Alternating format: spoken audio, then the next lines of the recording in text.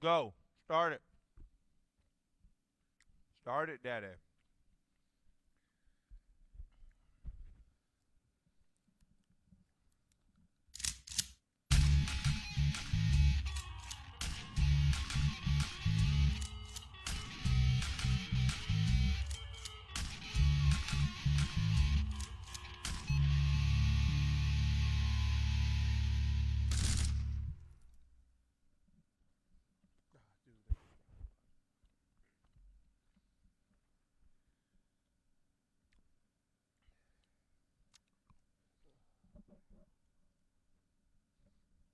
Oh, shit.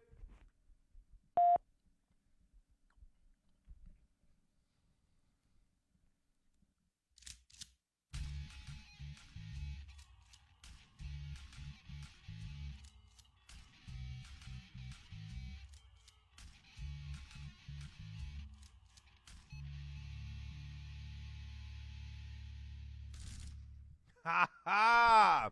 There we are. We're live on the shooting range. Hey man, I don't want it clipping in my ear, Daddy. I don't want it clipping in my ear. So here we are.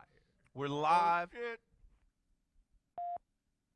We're live on my show right here. Not gonna say it. Yeah, I am. It's the shooting range.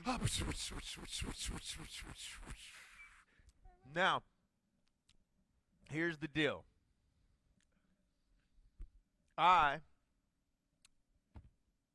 What's up, dog? I got lost. That's crazy, and that's why this is the shooting range. It's because we'll shoot straight with you. We're here live from our set inside this facility. It's super secret. There is a phone number above us, however. You can see it. It's 347-843-4859. Call in, give us something to discuss. My main man, my best friend, Mr. Larger Than Life himself, Jermaine Johnson. Thank you. Yeah. He'll have plenty of things to talk about tonight, I'm sure. He always does. We thank you for being with us again. The viewership grows every week. We hope that it continues to grow week after week. Right now, I think it's time for the return segment. It looks like it may be time for Flirting with Franklin. We may open this show up the way it deserves to be opened. Yeah, let's flirt with some Franklin. Franklin. Good evening, John. Hey, Jermaine. How you guys doing this evening? Oh, man, we are doing good. How are you doing, sir?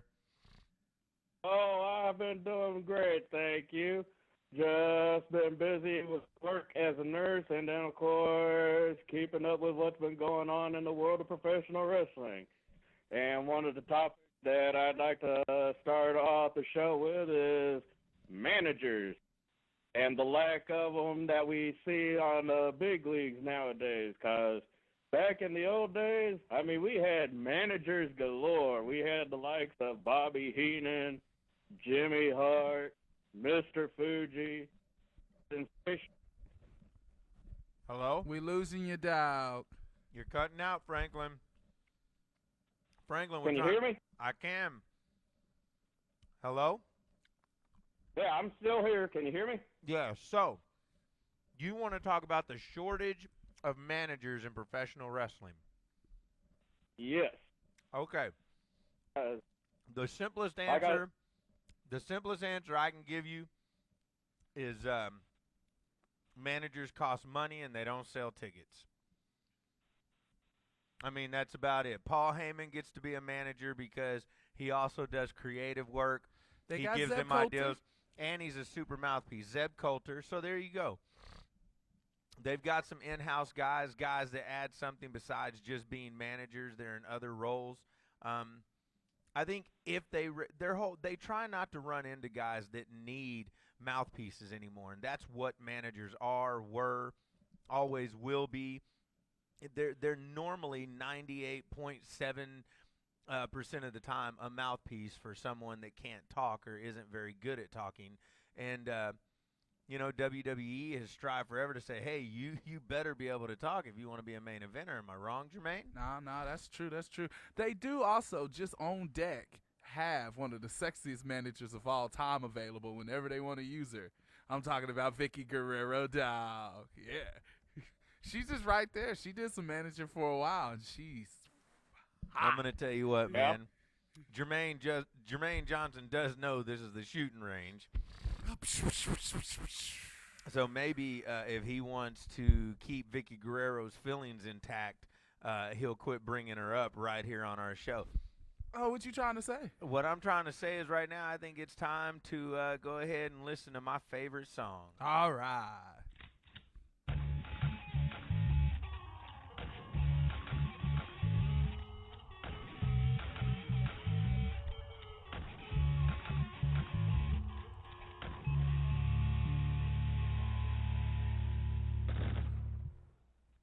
Who was your favorite manager, though? My favorite manager of all time. Woo, man, that has put me out there. Really, probably the one I remember the most, which will just in essence make him my favorite, is probably Jim Cornette.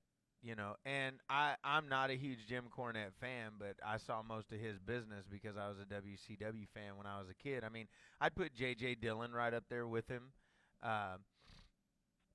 Miss Elizabeth was good. I'm not as big a fan of managers as everyone else. If they're just super great, then I'm behind them. But I never saw a manager that was just that awesome that I couldn't live without him. You know what I mean?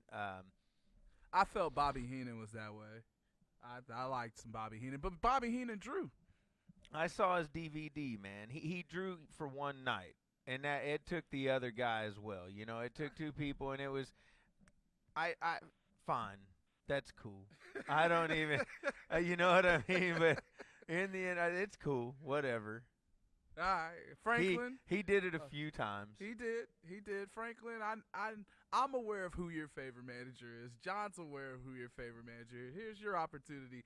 Tell the entire world, because the world is listening, who your favorite manager is. That's an easy one to answer. My all-time favorite manager, because he pretty much taught me the value of a good education, was Precious Paul Ellering, the famous manager of the Road Warriors. See, man, I have to tell you, man, I have no idea who that is. Ah, come on, man. Come on. Dude, I call myself a wrestlinologist. I've been around for you for 6 years. You don't know who Paul Ellery is? No. Man, well, Franklin. I am looking the wrestling community in the world and saying, call me an idiot. No, call me an idiot. Don't call him an idiot. Just call in. Did he wear like a ball cap? No, dog. Why don't you explain to this man who Paul Ellery is, Franklin, while we flirting with you? All right. Well, first, Paul Ellering essentially got his start as a professional wrestler being trained by Eddie Sharkey. But then he blew out one of his knees. Then he blew out one of his knees really bad and was asked by Ole Anderson one day, have you ever thought about being a manager? And he said, oh, yeah. So that's when he got paired up with Animal first, and then Hawk eventually came into the picture and was essentially the brains behind the Road Warriors. And we're not talking just an on-screen manager. I mean, we're talking he took care of their contracts, their plane tickets, rental cars, how they strategized, how they did their budgets. I mean, he was literally the brains of the outfit. And you can always tell when Paul Ellering was in business mode, because you always saw Paul Ellering with a copy of the Wall Street Journal in hand, waving directions. You just flirted with Franklin. That's what you did. Franklin, I feel like maybe you just tickled my ball sack. With that education right there? I do. Yeah. Yeah. Whoa! We got good action going on. Good action. That right is there. action right there. Hey, Wesley Bradfield, I need you to come over here and have a little look at this. The laptop right here doesn't seem to be hooked into a power source, so we're having an issue with it dimming down on us. That's right. Those of you out there in the real world, we shoot right here on the shooting range. Franklin, I want to thank you for flirting with us here tonight. Right now, we're going to go ahead and let you go so we can get in our first subject of the evening. I hope that you will continue to listen. We will open up the lines again later. Hope to see you at a show again soon. Holla. Holla, and thank you very much. Thank you. We just flirted with Franklin. Yeah, that's how. We need like a song or something, for the Flirting with Franklin segment. Now, here we go. Huh? Oh, man. We're in a crisis. Well, right now, here's the deal. Our radio show, our YouTube show depends on Wesley Bradfield right now, people, and he is attempting to save it by trying to find the power source. Anyways, I don't know if that'll do it for now, but okay. The discussion of the night was going to be CM Punk. We talk about not getting into the meat of the WWE world, and in essence, we're not here. What we are doing here is taking a look at the attitude or the actions of any wrestler like CM Punk, because in our community here in this area, it seems that anymore, all I ever hear of is, wow, there went our heat. All I ever hear of is everyone loved, he took our heat, just so you know. But you can't put it on the lights. It'll draw down. So don't worry about it, man. We're good. Leave it the way it is. I want to continue with this awesome discussion we're about to have. And I really hope that some of you in our community that watch our show, that you will call in and voice your opinion. Because Jermaine Johnson and I think we're somewhat of the same mind, and I would love to discuss this with someone else. We may make a call to someone. Everyone seems to feel that the way CM Punk is conducting business and the way he has conducted business is the appropriate way to conduct business. That's what I read on most of the wrestlers' posts around here. Or it's what I hear in private conversations with most of the wrestlers around here. And I read a post that specifically said the other day, if everyone did business like him, and this wasn't even from a guy from around here. This was a guy from another community. He said if everyone did business like CM Punk and handled politics the same way, wrestling would be a better place.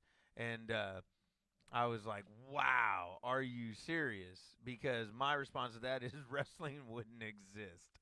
You know what I'm saying? If people did business the way he did, wrestling wouldn't exist because he's a whiny little bitch. Now, before we get into the meat of this discussion here on the Shootin Range, because this discussion will be directed at anyone that believes of the same ilk of CM Punk, let's go ahead and listen to some of my favorite music. Is this just what goes down?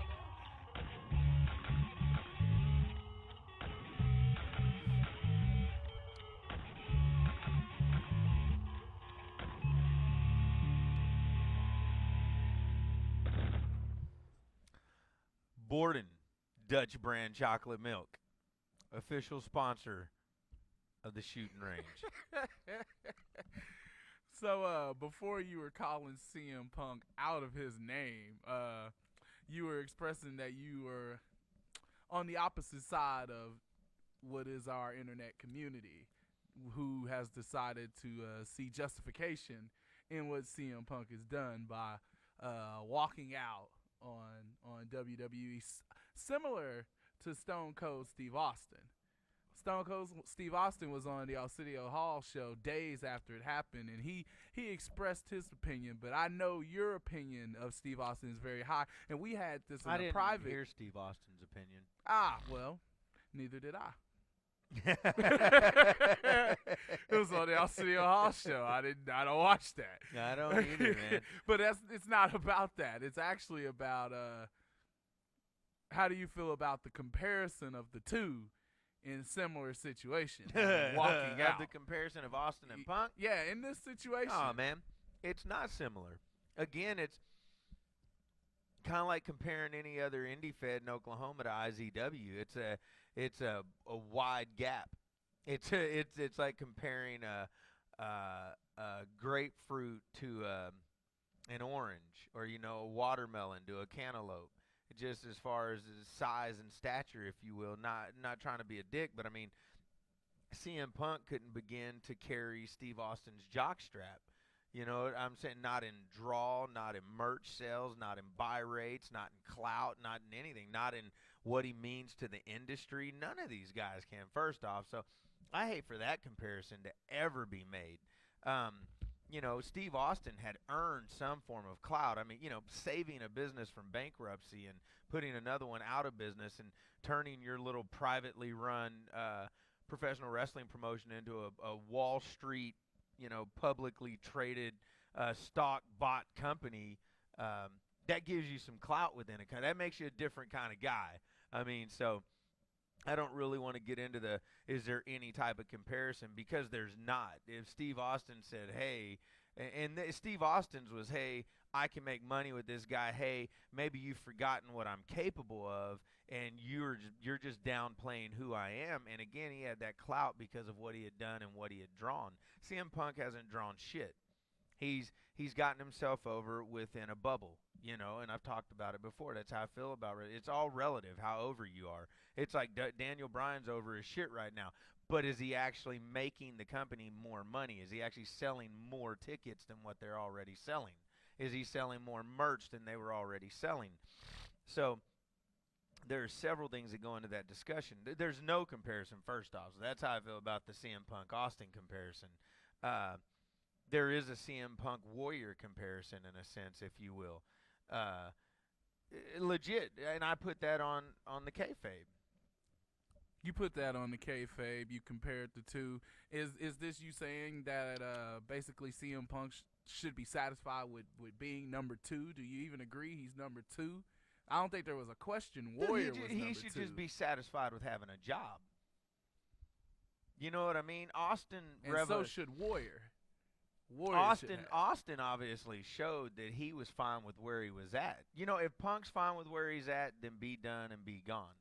Austin came back and got his one final match and was done, you know, and he's never came back. He's never tried it again.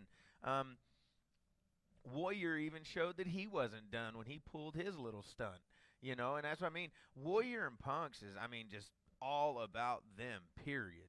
You know what I mean? It's not show first, guys. It's not about money for the company, because in all essence, if you look at Austin's, everyone's like, well, it was about Austin. And it's like, man, there was a part of it that was about Austin. I get that, and a lot of his pride played into it, and he says that. But, dude, it was about business as well. He disagreed with the business. He disagreed with just giving away a match that could make fucking millions of dollars. You know, and I mean, that's not what Punk's talking about here. Punk's just mad because he's having to hit the roads a little too much, or stories aren't going quite like he thinks they should. I think he's finna get a main event match with Triple H at Mania or whatever. He's getting great paydays. He should be lucky that the WWE ever signed him, is how he should feel. You know, I mean, the majority of guys that ever make it to the WWE, I think there's maybe only like 3 guys that the WWE is like, maybe 4, but 3 for sure, that they're like, man, we're lucky these dudes showed up. You know, we're lucky Hulk Hogan showed up. We're lucky he decided to be a wrestler, man. We are lucky Steve Austin decided to, or had a cup of cold tea with his wife. You know what I'm saying? And a bad attitude and a chip on his shoulder. And we're lucky Vince, so we'll make it for. We're lucky Vince was Vince. And then we're lucky The Rock was there, you know, to carry the ship while Austin was out. And then, you know, Cena probably gets thrown in there. So there's about a 5-man group. Everyone else outside that group should just be lucky that wrestling even exists, because they get to make a living off of it. Because I explained this to Jermaine. Without a business, without a stage on which to sell yourself, then you're just some bum doing it on the sidewalk with the hat laid out like a beggar waiting for people to go by and put money in it. And I mean, that's the facts. You can have all the wrestlers in the world, but if you don't have some guy that's willing to make the investment in promoting you and putting a ring out there and an arena and a stage and an environment for you to present yourself in, then you don't have a show. You don't have anything to do. And we have about 500 viewers right now. And if any one of you disagrees with what the Natural Born Leader is saying, please express that. The number is right there. You can let us know how you feel, because I'm currently in agreement with almost the entirety of what he's saying because, you can't get hot at the NBA and then say, I'll just do it somewhere else. No one's going to be watching you. I mean, that's the point. That from the very beginning, to have wrestling, you have to have a wrestling show. You know what I'm saying? To have sports entertainment, you have to have the company. And you're like, well, you have to have the wrestlers. Well, duh. There'll always be wrestlers. Always. But Everybody they're wants to be on a stage. They're somewhat replaceable. Dude, it's like actors in Hollywood, Yeah. man. Hollywood has become it's becoming the show. They can just if they can find one guy to plug into a movie that's really good, then they'll just get you hooked on the other and that's what characters. And WWE they'll always make a killing. wanted. That's what they've always strived for. It's all the same process. I've tried to say it. Vince is going to say it. It's the same for me, man. I want one or two guys that the people will always be invested in. One guy for sure. Double D's my guy like that. You know, we're best friends, but we know that the one guy I've always pushed like that, and you've always been behind it, I think. For us, it's Double D's always been that steady guy. I had no choice. Man, forget you. This that. dude could have done it too, straight up. But here's the thing. He's interchangeable in the fact that he can be heel and face. And that's a beauty for me. He can play both sides of it, because if I stick him out there just like Double D, he can do what Double D does. And he could be the main face guy and draw just as well, I believe. I just feel like Double D is got that one a bit of a bigger underdog aspect to him, maybe a little bit because of his size. And then he really, at the moment, D, don't get mad, but there's not really that heel edge there, if you will. I don't even see how you would do it as a heel. I know you've made the comment to me at times that, he could do it or you could flip him over there. But, man, I just think it'd be really rough. And that's my point. It seems like just the crowd, he's like our Cena in the sense that the crowd, they love him. And then there's a few in there that want to hate him, and I almost think they do it just to jack with him because he's never been a heel, because it's known now that he's just that super nice guy that's never going to be the heel. He's always going to fall for the shit, and he's always going to be the underdog. And I mean, seriously, that's how they get to looking at it. That's what and I get it, but I'm trying not to ramble. I'm trying to keep a direction. But yeah, you're looking for the one guy. You don't want it to have to be two guys or three guys. You want one guy to be the guy that everyone gets behind. You want everyone to sell. You want them to want to see everybody. But you want to be able to concentrate on one guy that you always know can be the main guy, and you can do anything you want to with him. Back in the old days, WWF at the time would protect Hogan. If there was a heel coming his way that was picking up steam as a form of building momentum to be babyface, they would get him away from Hogan, turn him babyface, and then keep him apart. Because there's no need to mess with the Hogan dynamic. That was working. That was making cash. And do you think we don't really do that nowadays, huh? No. It's ever changing. Well, the only constant is Cena. He is the constant. Yeah. He's it. And I mean, dude, if you watch Total Divas, which I don't do all the time, I mean, no one's calling in to dispute the CM Punk discussion, and that sucks. Because maybe it's just hard to when you start to look at it. But when I see John Cena's house and the way he lives, I'm legitimately sure that he's pretty thankful for the WWE. And everyone to go, well, that's easy for him. He's on top. And man, whatever. He's made a great living. There's a lot of guys. Matt Hardy's pretty rich. Jeff Hardy's pretty rich. Edge is pretty rich. Christian's living pretty good. HBK, Triple H. Several people. Look at this. Wesley Bradfield coming through with, man. That's just... Wesley Bradfield is Jermaine, you got to take us on something else. Wesley Bradfield is anti-hashtag best body at Coronation. I will say that. He's anti. Anyway, I guess we do need to go on to something else, and I guess it's just going to be a two-man conversation here. But, hey, I value your opinion. There's something that's on my mind. We've got a large crop of guys around here that's been here, like, just 6 months and under. Nah, I'm They're cool. hot. I know they're hot. It's popcorn. Yeah, they've just been here just 6 months and under. I'm talking about the KC Wolves and the sexy Camachos. Drake's been here a little longer than that, but not much longer. And I was wondering from other people, but we have no other people right now who are willing to call in, despite the fact that we have like 500 views, so I don't get that. But anyway, from you, like, who do you think is Maybe they're DVRing us. smart people? Smart people, I get that. Who do you think is the most promising of those young cats? Who do you think can? Hey man, can- don't put me out there. No, we ain't ready for that yet. Nope. Man, well, fudge. I don't get into that.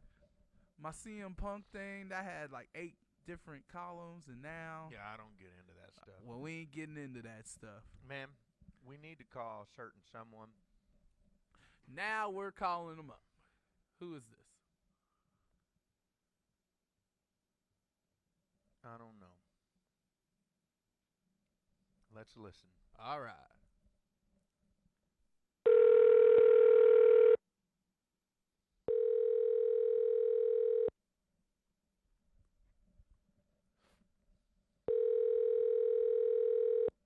I think we're gonna get kayfabed.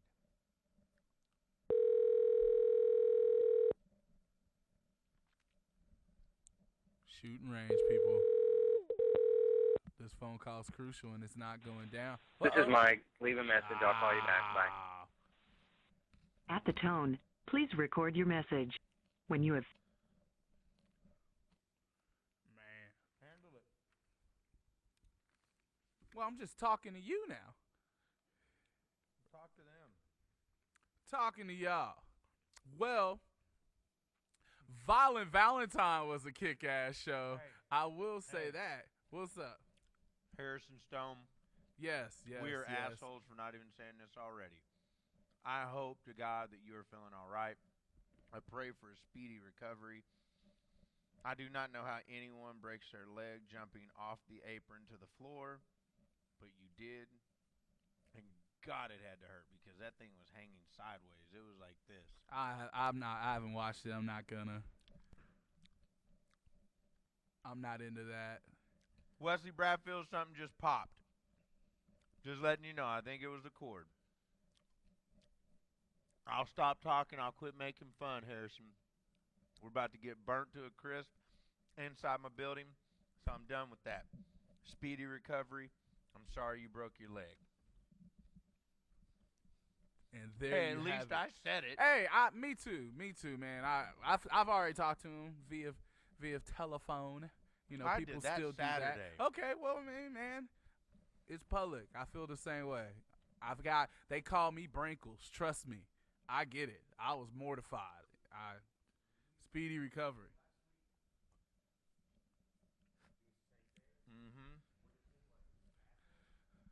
I think it's the orange one. Yeah. This is happening on air. Oh man, yeah, this is rough business here. So we're gonna play this word Hey, man, it goes association down game. Word association. Word Is that what we're at? association. Yeah, I got some words here. Dude, why would you try to get me to just talk about guys on the show, man? What do you mean? I mean, just pick one, put them over, go on. That's all I was saying. They're all good. I mean, I agree, but Who did you say? The Wolves, Drake, Angel? yeah, the greenhorns They're all are in around. prominent roles. Well, the Greenhorns are obviously behind all those guys. I understand that. I mean, who you got your eye on? Is all I'm saying. Dude, they're all.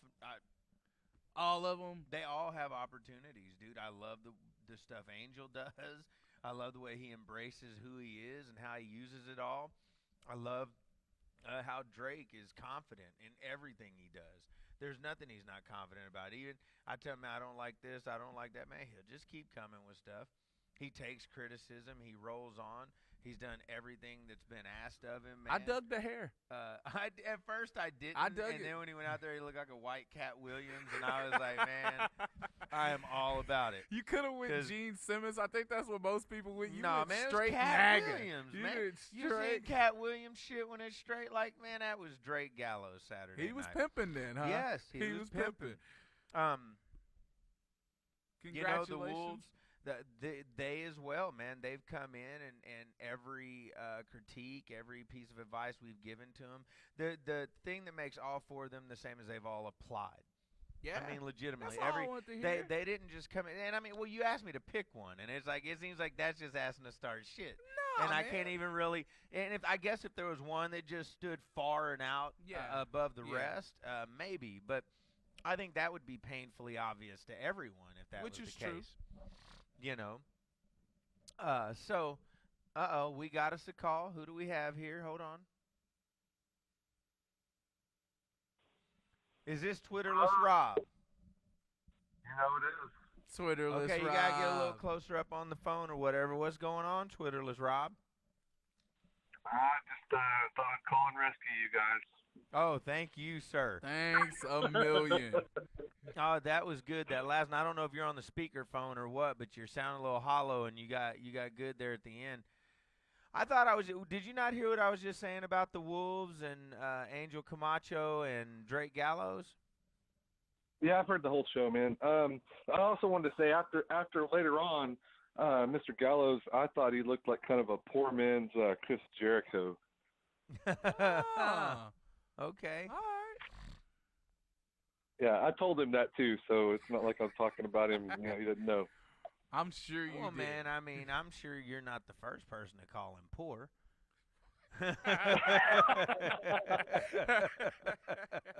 I'm just fucking with you, Drake.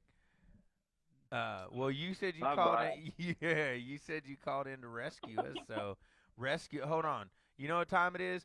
It's time for our bottom of the hour shout out, whatever it is, to our sponsors. We don't have any. This is us here every Monday night, coming to you at 9 Eastern, 8 Central for an hour and a half, the best 90 minutes of your week, right here on the Shootin Range with your host, Johnny Z, his co-host, Jermaine Johnson, and the guy who's supposed to be here every week, Twitterless Rob.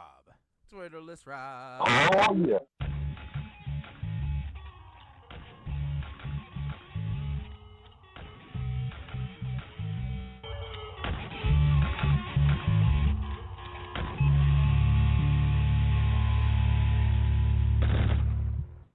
Yeah, man, that kind of rocked my eardrums. How about you, Rob? Yeah, I'm all right, man. It wasn't too loud for me. Okay, so, I don't know. What would you like to talk about, my man? We do have Saturday night. Do we want to talk about Violent Valentine? I mean, is it all right to discuss our shows? Man, it was an awesome show. It was an awesome show. It put us on what we're going to call the journey to coronation. Yeah. That's going to be our line. The journey to coronation has officially begun. It is IZW's 10th anniversary, something I'm proud of. This show is tied right in with our parent company, Impact Zone Wrestling, if you will, a part of Wolfenbarger Enterprises. So, we'll get way out there. It is incorporated. And Impact Zone Wrestling is a trademarked entity, so... where was I headed with that? You were headed to Twitterless Rob. What you want to talk about, dog? Yeah, but why were we going into all that? Because you asked if we could talk about Violent Valentine. Oh, yeah. And we said it was an awesome show. But I don't know. The journey to coronation. And it is our 10th anniversary. That's where we were at. That's why I got all into that other stuff, because 10 years is pretty awesome, and I went all into the goofy stuff. But, I mean, that is where we're going. We're headed down the road to celebrate 10 years. That's pretty special to me. We're going to be doing it on Mr. Johnson's birthday here, which is pretty wild. Look at that, man. John O'Malley, he's happy about it. He's doing the shake. He's doing the shake, rattle, and roll. What is he doing? What dance is that? No clue, dog. But it I like was it. cool. Yeah. Yes. Can we get a little blonde booty in our lives, Wesley? It always makes things better. It makes 10 years better. Hell, it make 20 years better. Move. There we go. Get that out of the way. Woo! All right, talk to us, Rob. What's going on, Mr. Twitterless? Yeah. I was just listening to to your Franklin segment. That was pretty interesting, I guess you could say. As far as the CM Punk deal, I kind of have to agree with you on that deal. It's ridiculous if it's not a work. If this is a legit deal, then he's that's not the way to do business. And as far as Steve Austin's opinion, what he said is he regretted what he did. And even though he did have more footing, like a lot more footing than probably anybody else, he himself says now that, I regret doing that. And what he said about Punk's situation is, he probably, it's not a smart thing to leave money on the table. And that's what he's doing, is leaving money on the table. Well, from the horse's mouth, from a guy that's made so much money on the business he doesn't need to make anymore. And he regretted doing it. Yep, he regretted. And I think more, not even really from the money aspect. I think it just that was like a professionalism type of deal. Was what I gathered from because he said it more than one time. So what he said is. I shut up. I'm sorry. Well, what he said is like, I wish I would have went ahead and went and we could have worked something out. And he said, if they would have had like FaceTime or something like that, where Vince could have seen him when he said okay, then he said he knows that that it wouldn't have went down that way. But because Vince couldn't see his eyes when he said it, okay, then he didn't. He thought everything was cool. And it really wasn't. And so he said he wished now he would have went back and just worked out something. But you're exactly right, though. Like his issue was they were going to give away that match, for free, pretty much. And he's like, whoa, hey, that's not a good business decision, and I disagree with it. That's a lot of money that we're just going to throw out the window. Yeah. And he put that over at his Hall of Fame induction. We all heard that. He apologized to all the boys then for the money that he cost people by walking out. And, I mean, the other thing behind Punk is, the reason I said you can't put him in Austin's deal is, my personal opinion is Punk used the leverage of an expiring contract to get the biggest push he ever got. And I don't even know if he fully understood then that, the most over he ever was over one promo. Not over any match he did, not over, he was all right before with some of the stuff he did with Luke Gallows, I believe it is, right? And the Straight Edge Society. Yeah, some of that was pretty good, but I mean that him and Hardy. That wasn't really anything, compared to what he got when he did the pipe bomb, if you will, and that was the peak of his popularity. It was because of a great story, an awesome promo, And once it was over, he just wasn't that fun to watch anymore. I mean, his title reign was boring. Paul Heyman's promos were better than his. People are over CM Punk. Now he got a little bit back from the crowd because he walked out and all the internet people are getting behind him. But in the end, I think as far as in-ring right now, he doesn't have a lot to offer anyway. So for me, it's not a huge loss, as a fan. And my deal with Punk, I mean, I've always really kind of looked at him more of and I think that's one of the big problems today is people look like, I think he's a mechanic. I mean, I really do. Like, he's a mechanic, man. I mean, he could talk and stuff, but I just, I think if you threw him back in the 70s or in the 80s or somewhere like that, he'd just be a mechanic. Explain to the audience what a mechanic is. A mechanic is a wrestler that can go in the ring and do anything. It's like really technically sound, can do every move you want, can make every move look good for his opponent, and he could just go in there and he has that part of it. And that's what he does, and that's what he does well. And I think you can say that for CM Punk for sure. But that's I think that's what he does best. And is he like he's probably a little bit above that, really, because he can talk. I mean, when he's motivated, I guess. But I think that's his strong suit. I think that's what he really, he's a mechanic. I mean, I think that's what he really is a glorified mechanic. Austin described himself as a mechanic and then said it was justified when Eric Bischoff fired him because that's all he was a mechanic.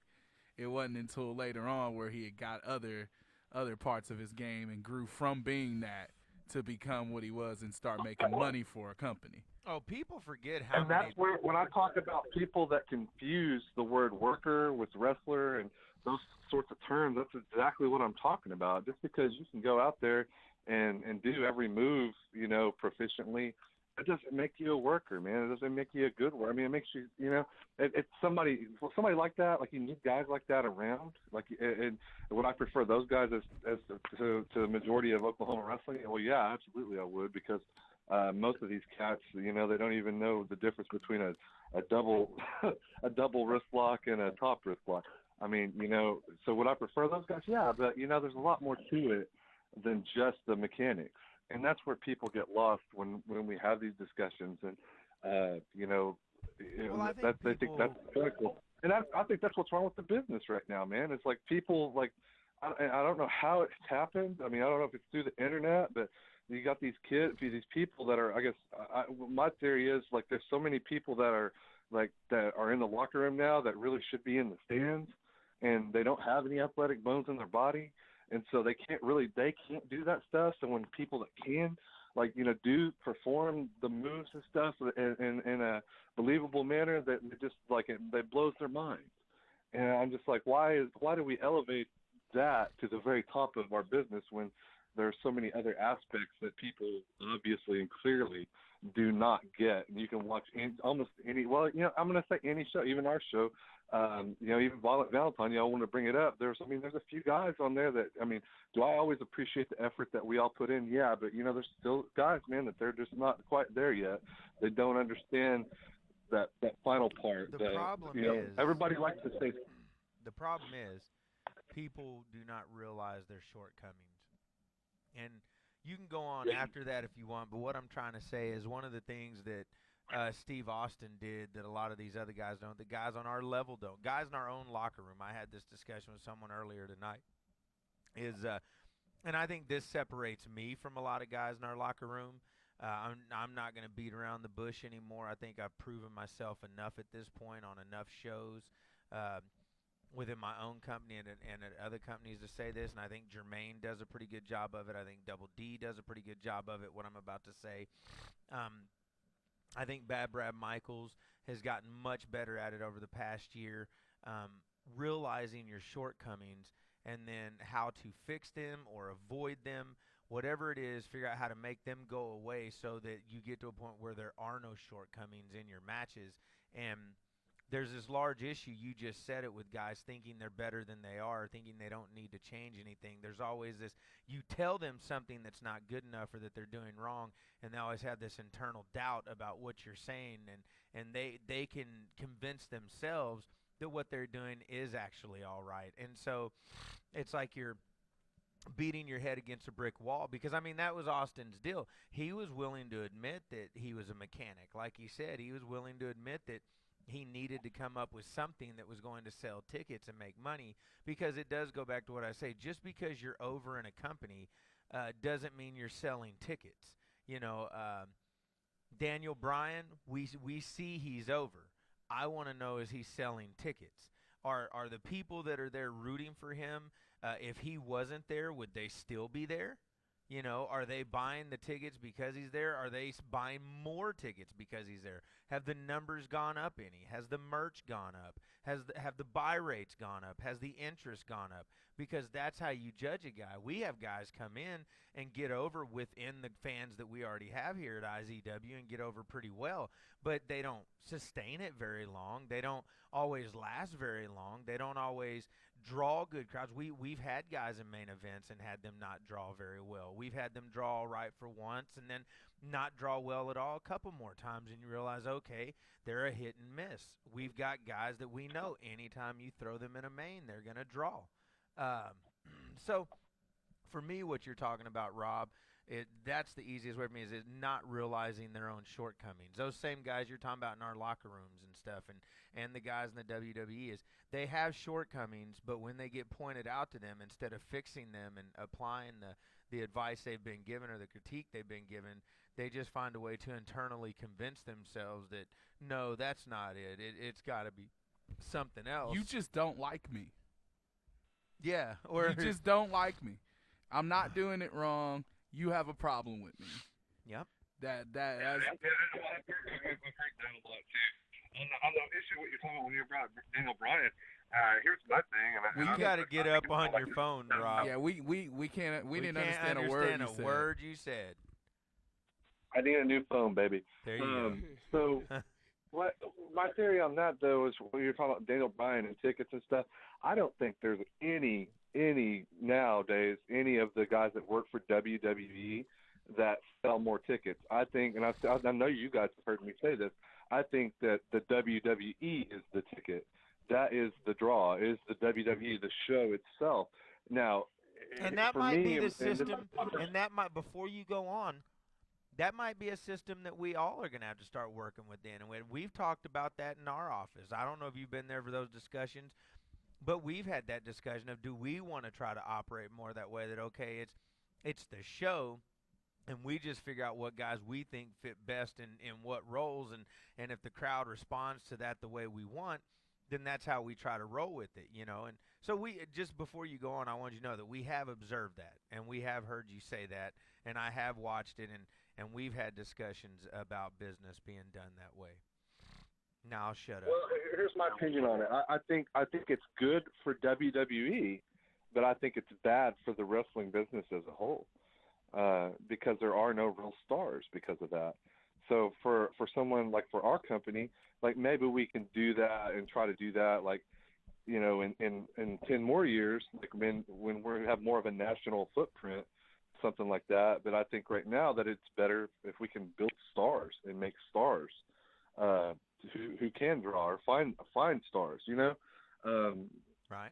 I think Twitterless Rob, we've got someone that wants to be brought in. You're cut. Right, 30 years Oh, hell yeah. to get to that point. You know what I mean? I do. Fact Man, are if you you with look, us? I think if you I am with you, yes. Say hey to Twitterless Rob. Hey, Twitterless Rob, how you doing? you know. Great to hear. And there's this week's fact with the Fact Man, because he just got killed. If silence could kill. Well, I wanted to switch things up just a little bit this week. You mentioned Total Divas earlier on the show, and we all know the big stars, I guess you could say, of the Total Divas are the Bella Twins. And I was thinking about this earlier.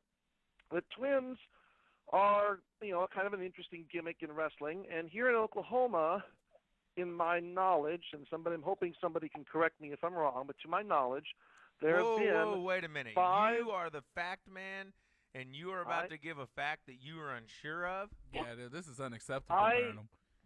No, that's why we're here. You're killing your own gimmick, dude. Twitterless Rob. I think CM Burnham's line dropped on us. I don't know how. Nah. Burnham, you need to call back in with that fact. That fact that you're sure of, sir. That was the wrestling gods that cut him off for messing with his own gimmick. Can't kill your gimmick, Mr. Burnham. You better call back. I know you can hear me. Your ears are tingling. Jermaine is over here Facebooking. I think I'm going to be quiet for the next... You know what? It's your show for 13 minutes, Jermaine, here at the Shootin Range. Well, it's my show. And on my show, I just like talking to Rob.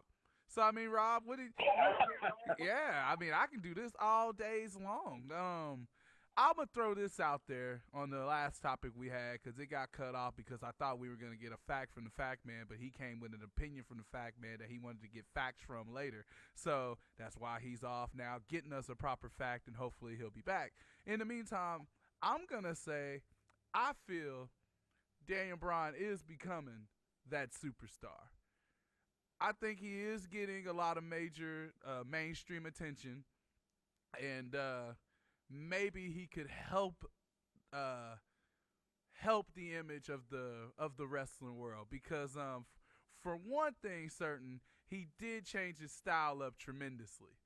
He has changed his style up. He is a straight up like worker now. He's not out there trying to be a mechanic as we were talking about with CM Punk. The dude is only working his gimmick. Doing yes, got a beard. Now Burnham's back. I guess by 13 minutes it's become 2. Burnham. Yeah. All right. You got a fact? I do have a fact, and I know it's a fact. All as right. a matter of fact. All right. So the All fact right. man with the fact man. Let's go. All right. But I did want, as I said, I wanted to switch things up just a bit here. I may do this periodically because I want to see if you and John, and if Twitterless Rob is still out there, if he can chime in as well. We're all here. All right. If you all can provide me with the information you know, and then I'll fill in the blanks. If, as I said, there's the twin gimmick, which is an interesting gimmick, and to my knowledge, I know for a fact that there are 5 sets of twins that have competed in the state of Oklahoma. Can you name them? I can name 2 of them. Okay. I can name the Sanders, Yes. the Trash Bag Twins. Yes. I'm assuming by the Trash Bag Twins you mean TPT, but yes. I do. Trailer Park Okay. Trash. The Tulsa twins, I forget what they called them. What is it? The Eubanks yeah. boys are twins, ain't they? I'm sorry, say what? Are the Eubanks boys twins? No, they are not. Well, They're not. Burnham knows who I'm talking about. The guys that were Yeah. Yeah, It's the Saints of Twilight or Sudden Impact. depending on how you read Sudden them. Impact. That's what I was trying to think of. Yeah. Okay. Those guys are twins. Yep. It seems like there were some girls. Was there some girls? No, there are not. Okay. So then, let me think here. John O'Malley and Jeff Tiger.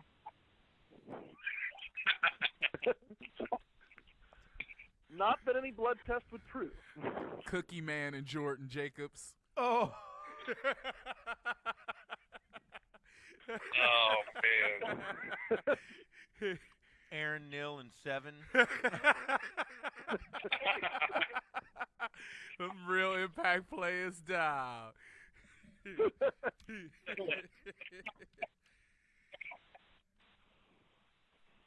the other 2, Burnham? All right, well, the other 2 teams, actually the other twins, because one of them never teamed, and that's why Name I would all expect 5. them to be. I know there's at least one more set of them. Say again, I'm sorry. Yes, The the Bohannons, yes. Wilbur J. Poindexter and Butch Dalton, yes. Well, the they Bohannons are were twins. butt rapists in the Kansas penitentiary system. I just want you to know that. They're known far and wide. Notorious. Notorious. Infamous. Yes, infamous. Infamy they live in. Mm-hmm. Go ahead. And the 5th one is our favorite lovely individuals of Jeffrey and Tehamus. I was going to say that, and I didn't. They're They're twins. not fucking They're twins, twins. dude. What the fuck are you doing? You come on my fucking show and you fucking lay that bullshit on me? Ladies and gentlemen, we have just been fucking gunned down here on the Shootin' Range. You have got to be kidding me. Fucking Jeffrey Parker and Tehamus. They are not twins. If they're twins, Burnham, then so are you and Milton Winkleman.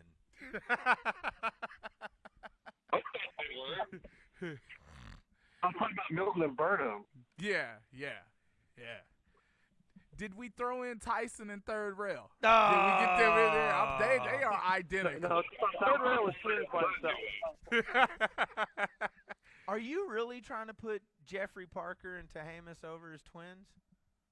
No, I'm really not. No, I'm really not. I just want to put them out there. They did once claim to be twins, though. You know, Okay. actually, Jeffrey did to me that they were twins. But no, I'm not. Jeffrey also claimed to be NWO Sting, right? Yes, he did. Okay. Yes. Okay. He At did. one point he did.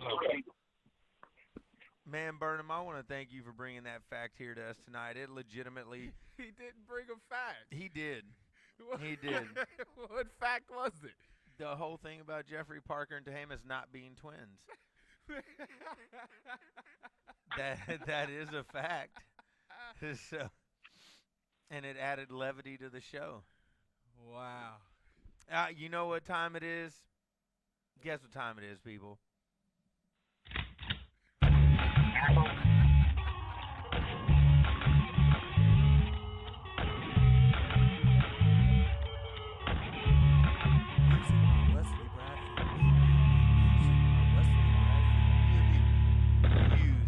Music by Wesley. Wesley. Despite the fact that you've played it 3 times, this is not his best theme neither. No, that would be my theme. Wesley Bradfield made your theme? He kind of changed it some. Yeah, I think that's not his best theme either. Yeah. What do you think his best theme is?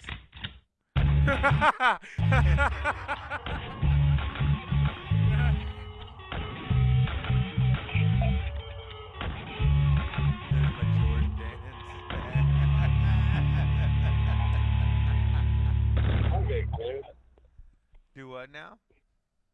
The Convict. Oh, yeah, of course. Of course, The yeah. Convict does have a ridiculous theme. Mr. Burnham, let's go ahead and let's use the last 30 minutes we have here before our 5-minute go-home to discuss Violent Valentine. Rob said he was interested in getting in it. I am too. Fine. We'll go ahead and going into Coronation, what we'll do is we'll make the show after our pay-per-views kind of a review and critique show from now on. And we'll kind of critique our own company on where it needs to be. God, man, is this a good idea? First off, Well, I think it is. I don't know, man. I'm reticent to make it go that far. Because some things, man. That's why we have an office. you got to quit using speakerphone or whatever you're doing, Rob. I'm not, baby. It's just a phone. No, some things. That's why we have an office. Okay, If you so will. do we just want to do a generalization of the show after them and leave certain things off limits, or? You know, you're the owner, the founder, the natural born leader. I think that's your call. Oh, I man, do that- agree with Twitterless Rob if I my do too. opinion means anything. I will throw that out there. Okay, so right now, before we get into Violent Valentine, and before we make a decision on what to do there, someone by the name of Cheeto Lays, that just sounds like a Roberto Camacho name. I don't know why. I swear he had like some, Wow, we just got Cheetos on Woo! Cheetos Damn. on deck. People that surprised you when you first met them. That could, let me see. Is he talking to you or me? Whoever this is. Ain't nobody talking to me. Are you sure? Yeah. People that surprised you when you first met them. Is this when I actually first met them or when I remember meeting them? It's either or. And what kind of surprise? Like, I mean, I'm surprised I met you, or Yeah. I'm surprised you're this way and not that. Cheeto Lays, could you go ahead and be a little more, Damn, Rob. what's the word? A little more I- descriptive in what it is you would like out of me? Yeah, what the hell? I'm serious. I mean, I'd kind of like know what you mean, too. So we won't talk about Violent Valentine. What I will tell people, please don't try to melt my cable. I'm not sure. What I will try to tell people is that in-house, we believe Violent Valentine was a stupendous show, an amazing show. We feel like the journey to Coronation is going to be an amazing one. A lot of things were put into motion Saturday night, and I just want to tell everyone that is a part of my company, from my mom and my wife who run the concession stand and my daughter, to the production staff we have with Mary and Justin and Wesley Bradfield and some of the other people in the back that do what they do. Jesse and Marianne Albright, and just everything that goes on right down to every guy on the roster. Mr. Burnham on the commentary, and Mark and Harrison Stone, big ups to you, man, for keeping your composure when you broke your leg and thinking of the show first. You're always welcome here. I really do just want to give a big shout out for everybody being on their A game that day and being ready to go when they got here and knocking it out of the ballpark. Again, I did that in-house, but I'd like to do it publicly. So thank you for giving us a great jump start into the journey to our 10th anniversary show. People, think about that. 10th anniversary. And in that 10 years, it's going to be something like 360-some shows. That's ridiculous. So, now, I think we have a caller. I think there's going to be one, Donnie Brooks. Is this Donnie Brooks? That lady is a liar. It said if you just want to listen to the show, just stay on hold. But so I want to listen until, But I would get suckered in. Okay. I'll leave you on hold. Okay, he's back on hold. Oh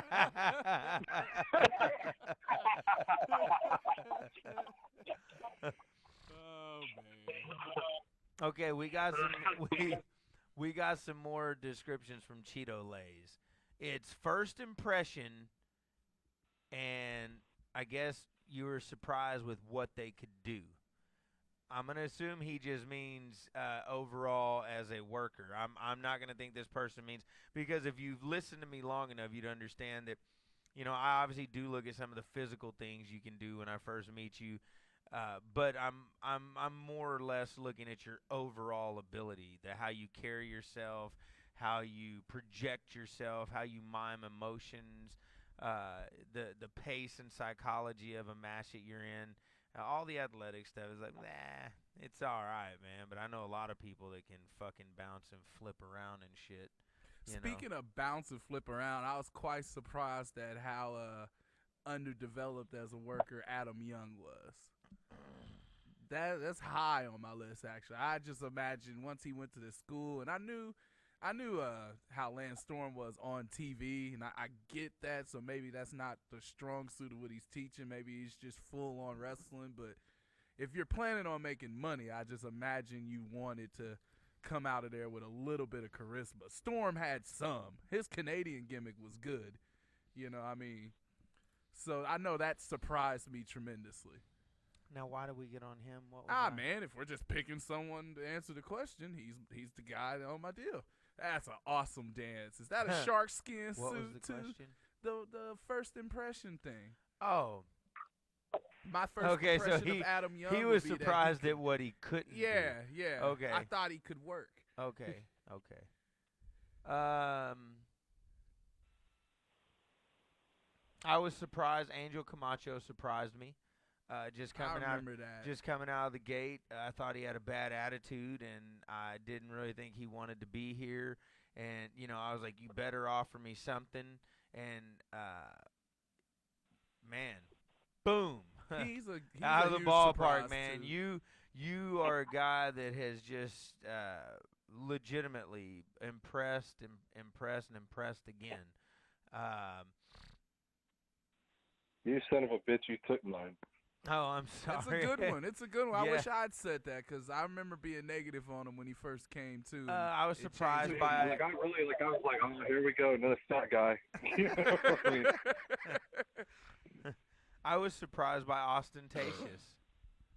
Ostentatious was a guy. I mean, it's obvious that he lied when he said he was trained by Samoa Joe.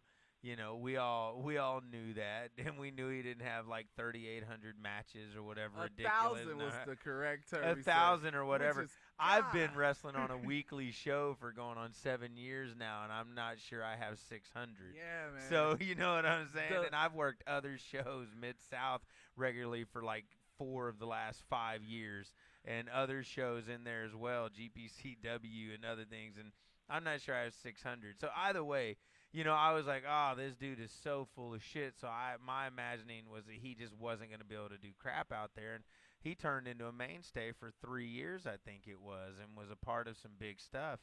And I was sad to see him go when he left. And, he was one of those guys I think always wanted a little more out of us and didn't understand why we didn't give it to him. And, it's whatever. I'd love to have Austin back at any point. And that's just, that's a point to show that he saw him at surprised me. SWCW after he left Dean. Huh? I said I saw him at SWCW after he left IZW. Yeah, that's what I'm saying. He went there for a little while. I'm sure they promised him the Sooner World Championship or whatever they call it. I mean, I think just about anyone that leaves here and goes there gets a run with it. It's kind of like every WWE guy that goes to TNA gets a run with their title. If you leave here and go to Sooner, you just get a run with their belt. We'll You put know? the strap on your kid. Yeah. You bring it on over here, Daddy. Yeah. We'll make you a We'll champ. appreciate you. We'll show you We'll appreciation. create a belt. I'm for telling you, man, that's what. And I'm not mad at you for that, Sooner, Travis, all you guys, legitimately, man. If guys are belt whores, they're belt whores, and you use that to your advantage, Because I mean, if we're gonna use a guy for an extended period of time over here, then we obviously believe he's got some talent. We obviously believe he has ability, or we wouldn't use him for an extended period of time. So, yeah, if you want to bring him over there and he's a belt whore and you want to give him a run with your strap, then more power to you and him. I mean, that's what he likes to do, I guess. Is Burnham still on here? He is, I think. I'm still here. I'm just listening I'm waiting for a shot. And I was there when Austin was there at Sooner, and he was so far above so many of the rest of their regulars in terms of ability. I mean, way up there. Of course, his first match he came in and he broke his leg, I think, doing what Harrison Stone did. But no, he was way up there, above so many of their other regulars. Yeah, I think they ended up pretty quickly giving him their heavyweight strap, like I said, and I think it was shortly after he won it, he either dropped it and left, or he just quit coming back after he won it. He just quit coming. He said that there was some medical reason for it, but yeah, he never actually dropped the belt. Wow. Sounds kind of like my first run at Mid-South. I ain't dropping the strap. Book something else, Daddy. Our ex-Kel's run at ACW. Oh, is that how yours went down? What'd you say? What? Ex-Kel. Oh, he yeah. won Brandon's heavyweight belt and never came back. Yep, X-Cal was the first kind of underdog guy that Brandon tried to push. And that's what's crazy, man. X-Cal's a guy, wow. If we could ever have a conversation, and it's cool, we could probably get him to call in. X-Cal's a pretty straight-up guy. There's a guy with a lot of wasted talent. I mean, I love him to death, but, I mean, he's a guy, legitimately, he could have been our Mexican Double D. Mm-hmm. Yeah, like if he would have come in here and listened to me and was willing to do some stories like D, I mean, he's capable of doing all that same stuff D did. He will go out there and he can work the crowd and he can be the underdog because he's about D's size. He can do a lot of the high flying stuff D does. He can do more than D actually when it comes to the high flying. And the thing is, he's not one of those guys that just desires to go out there and do it all the time. He understands telling a story, and that stuff just comes into play when it's necessary. And because I've worked with him, and I know his mind frame, his mindset. I know that he understands the business. If you want him to go out and be a spot whore, he'll go out and be a spot whore. He won't like it, but he'll do it. But he got that's why I say it's so much wasted talent. And I don't know. I don't know what his deal was. I don't know what demons he had. I don't know if maybe music was just his bigger love, because he had all the talent in the world to do the wrestling, but he gave it the run for a while down to Wichita Falls, and then after that, when he walked out on Brandon, he won his strap in a Battle Royal type scenario, I believe, and was running a really cool gimmick, and then he just never came back after he won it. That was when Brandon put it on himself and cut the whole "when you can only trust yourself" promo, you have to put the belt on yourself type deal, because he didn't think he could trust anyone else. I remember the whole deal, and then I think that was one of X-Cal's first times kind of fading away from the business for a little while. And then after that point, he really didn't do a lot of traveling. I think most of his stuff was Northeast, and he'd hit Arkansas whenever he'd make his little runs back. He went out to California for a while, and I don't even think he worked while he was out there. Then he tried the TCW thing because like I said, I think he got on that same bandwagon as a lot of people of thinking, oh, this might actually be, a shot at a real run somewhere, and that deal kind of went south for him pretty quick. So just wasted talent. I mean, that just, if you want to go with word association like we've done, and he was on there, if you said X-Cow, I'd say wasted talent. Because for him, it was either He's looking pretty good too. what do what.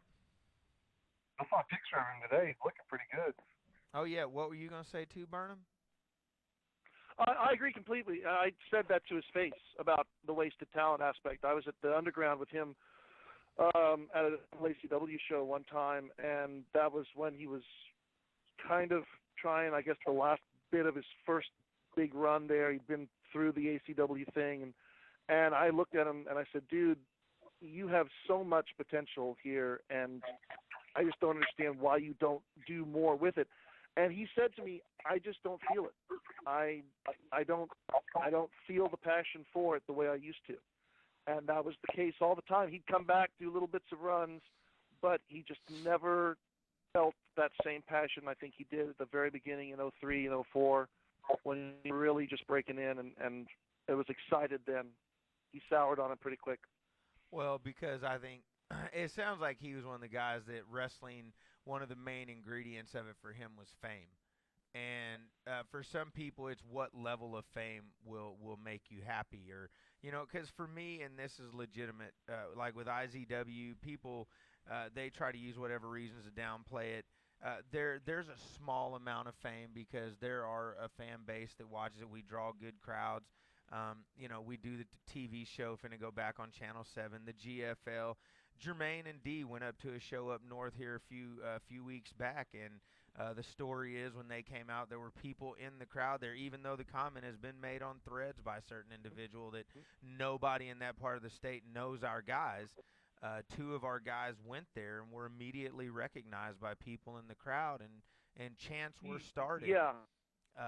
Yes, and I was there, and got confirmed it for me because I was never sure, since I never really heard people outside of the immediate wrestlers that I was in locker rooms with who knew the ICW product, but I was right there when those fans started chanting at Jermaine that he was a diva and started to recognize the whole Force thing from Double D's.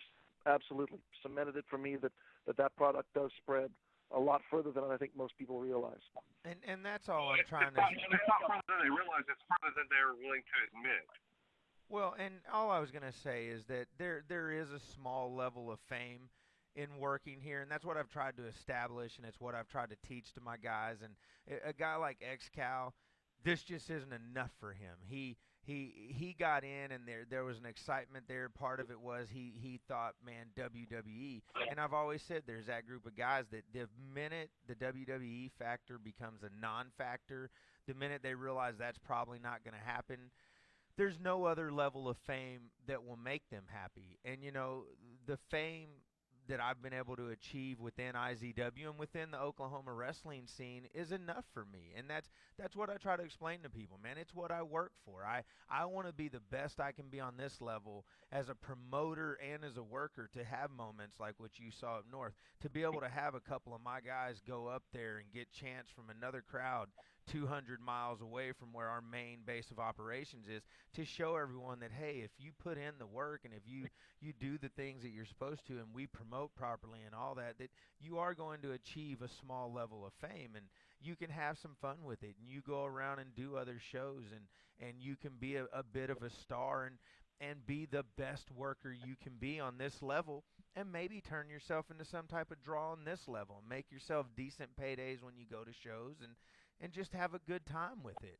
You know, I do want it to be professional. I do want there to be a line of conduct to be followed, but I do want there to be reward for people, and I do want them to enjoy it and have fun. So, and that's really all it is. And that's what X-Cow sounds like to me, is he was really excited and pumped when he got in, and then the moment he realized that the next level was probably a non-factor for him, that excitement went away.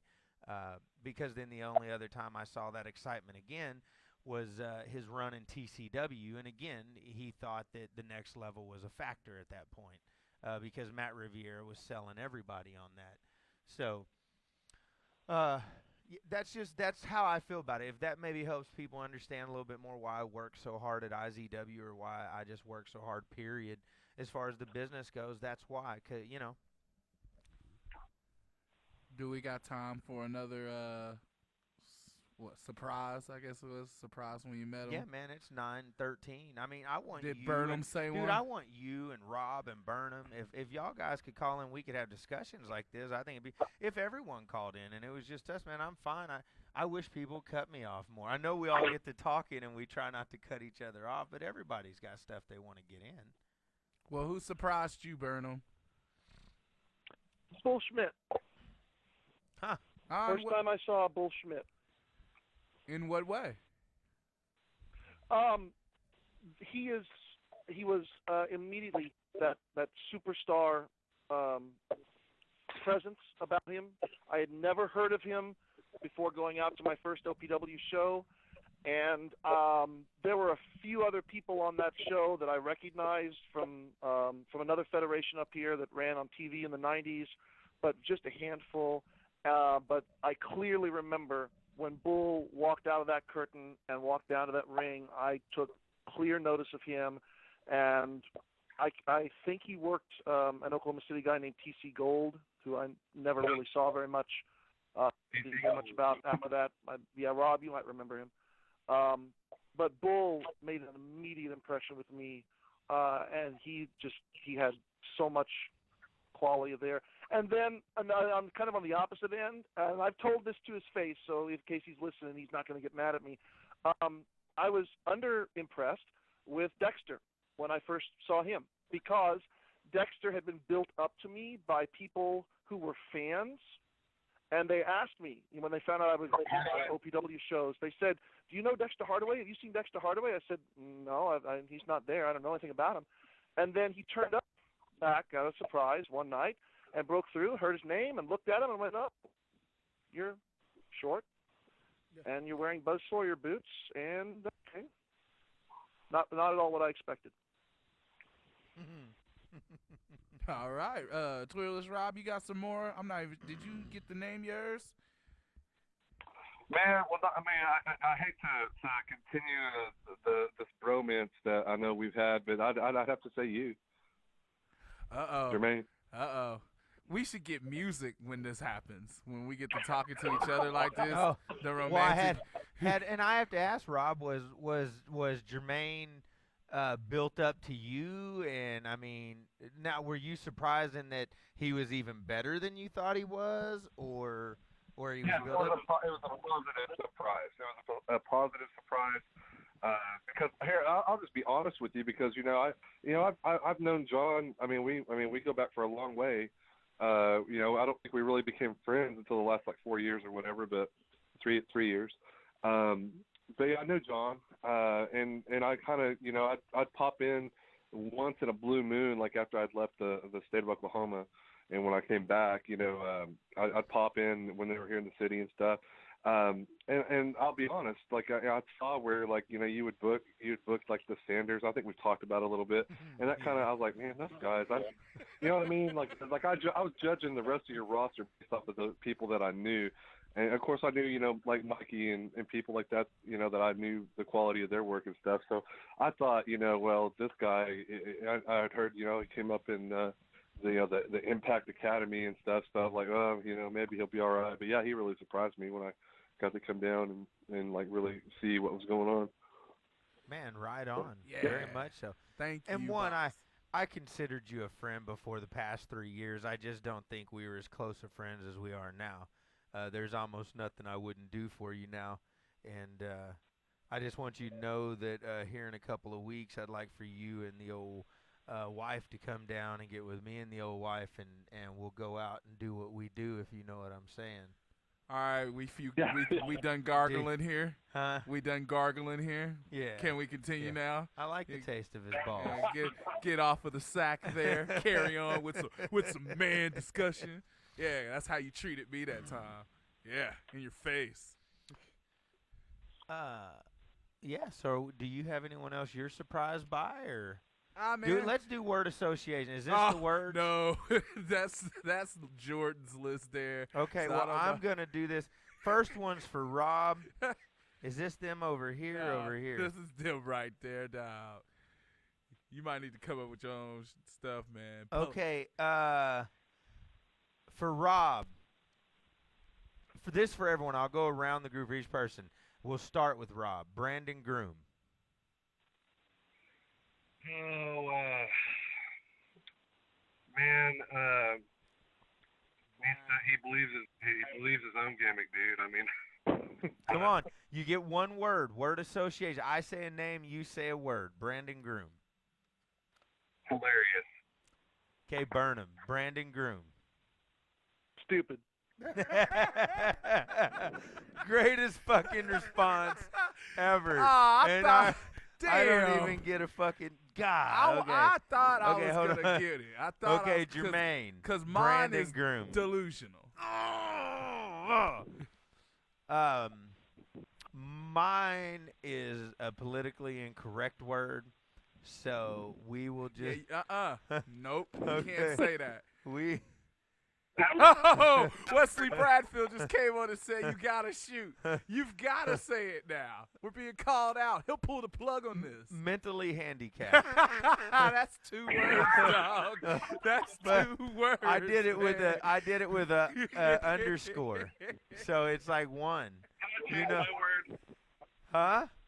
Can I change my word? Sure. Delusional. Did you say delusional? Delusional. Yeah, Jermaine that's what I already said. said that. Oh, well, y'all keep on cutting out, man. I didn't hear that. Oh, I'm sorry. That's your phone, not us. I'm happy great minds think alike, though. Yeah, because that is what I said. Okay. Second word. Starting with Burnham this time. Ray Martinez. Prick. Jermaine Johnson. Ray Martinez. Cancer. God damn it. Yeah, shit. So for Johnny Z, Ray Martinez. Leech. And for Rob, Ray Martinez. Mike. As in Mike Crawford? Okay, I'm going to go look it up. Blight. Wait a minute, what'd you say? Blight. Dwight? Blight, as in he is a blight on the business. Oh, a blight. Okay. Oh, I know good what. word. Yes, I Good. know what Woo. blight means. Yeah. Okay. The only one here that might not know what that means is Wesley. Oh. Okay. Okay. Blight. Do you know what that means, Wesley? Okay. We'll take that as a no, We'll Charlie. take that as a no. Okay, now we're starting with Jermaine. Word association. Kaz. Bitch. For me, word association, Kaz, suicide. So Wow. Rob, Kaz. Man, I've never really. I have an interesting story about that dude, but Okay. I mean, stupid. Okay. Burnham, Kaz. Tape.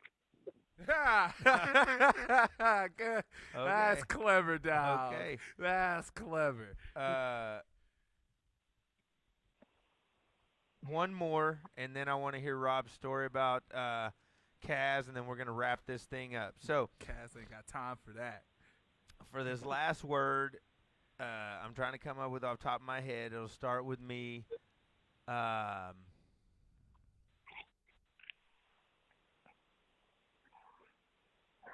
You Google it, dog.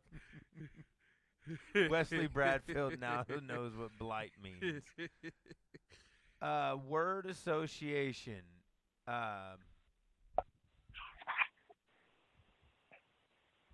Wrestling. And for me, first word that comes to mind is passion. Rob, wrestling. Love. Burnham, wrestling. Release. Jermaine, wrestling. Life. Man, why I fucking knew it. I knew it. I knew it. Man, passion, love, release, life. It sounds like we just had an orgy. So, Rob, go ahead. You have got approximately 5 minutes to fill us in on the story of Kaz. Okay, I had never met the dude. Okay, I didn't know him from Adam, and so my wife at the time was working in the healthcare industry. So now, is this And your other she- wife, or is this Nick? No, I've only had one. I've only been married one time. Dude. Oh, well, you said my wife at the time. No. At the time, she was working at the healthcare industry. She's a teacher now. I'm just giving you shit, but you know that. Come on, I'm sorry. I'll shut up. So she's working in the healthcare industry at the time, and we get home one day, and she's like, "Hey, I had this interesting conversation with this dude from Enid," and I was like, "Oh yeah, about what?" And she was like, "Well, wrestling. I wanted you, if you know him." And she was like, "Well, here, before I tell you his name, I want to tell you like how the conversation went." And I guess he had brought up wrestling to her or something like that. And she was like, "Well, yeah, my husband, he used to wrestle, and she's not, Nick, she's pretty low key. She wasn't like, hey, he was a superstar or anything like that." The dude was like, "Oh yeah, well, I'm a wrestler too, and I wrestle in Oklahoma City," and she was like, "Oh yeah," and he was like, "Yeah," and she was asking like, "Well, who trained you and stuff?" And he was like, "Oh, I was trained by the awesome one, Kevin Morgan." And so he's a big deal about wrestling, like to like is in a completely unrelated setting, to my wife, and she comes home and tells me, so his name is Kaz, and I was like, "What?" And she was like, "Yeah," and he kind of referred to himself in the third person a couple times. I was like, "What?" And so yeah, like when he started talking about wrestling to her, he referred to himself. So I called Mikey because Mikey knows everybody, and I was like, "Dude, what can you tell me about this guy?" And he just started laughing. He just started laughing, and then I got the story, about the, doesn't have time for this, and all those good gems. But I thought how interesting that this dude worked in Enid and was putting over to my wife, how he was trained by the great, awesome one, Kevin Morgan. You know what that deserves? No. What is no.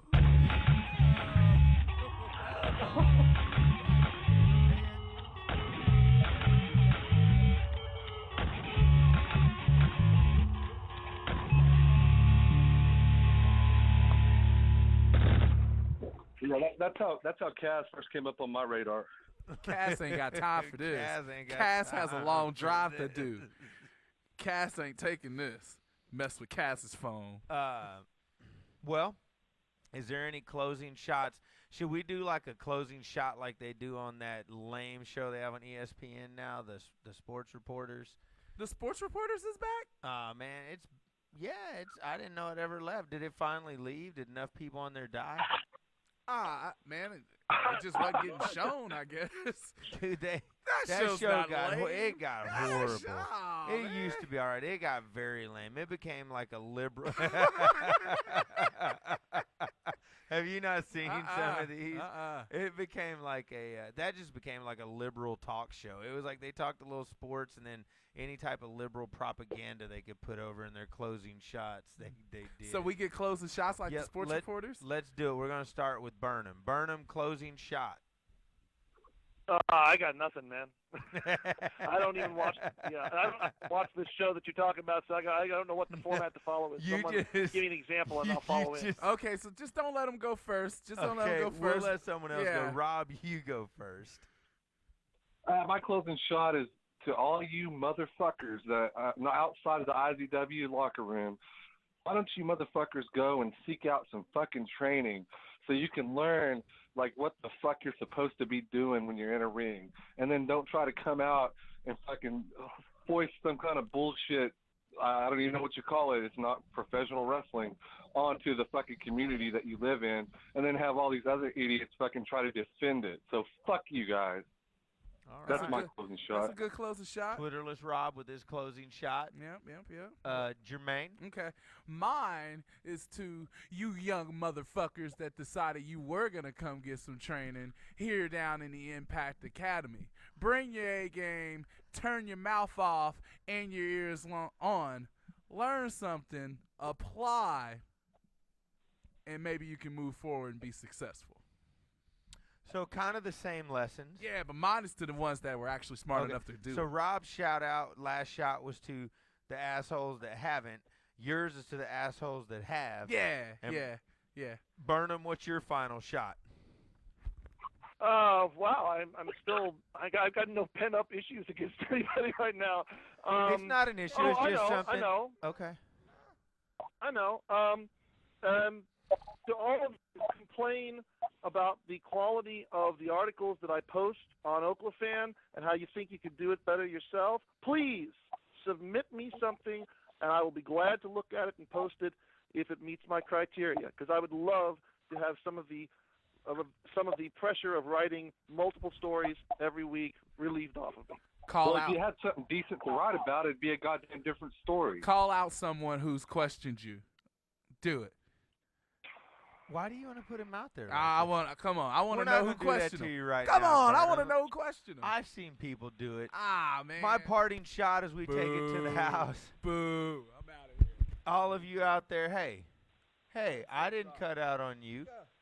All I want to say is always remember that for there to be a show, there must be a stage.